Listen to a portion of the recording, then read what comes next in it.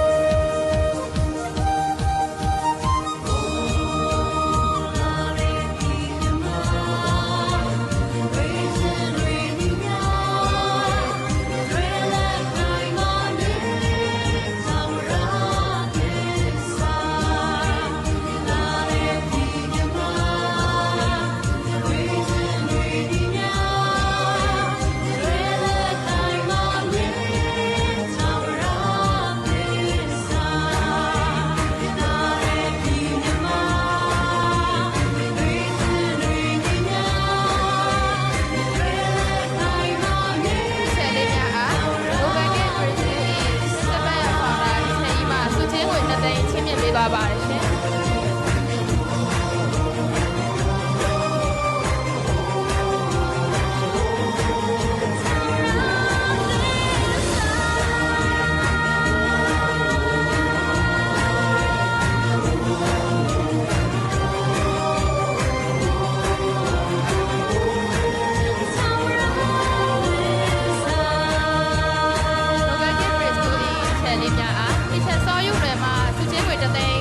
သွားပါတယ်ရှင်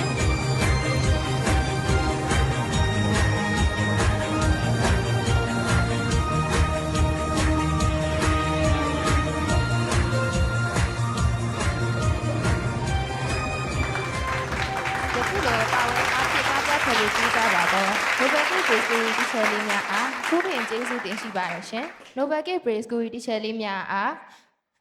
တားလင်းနေဆွဲမှန်မှာအစုတော်ငွေတသိန်းဂုံပြုချီးမြှင့်သွားပါတယ်ရှင်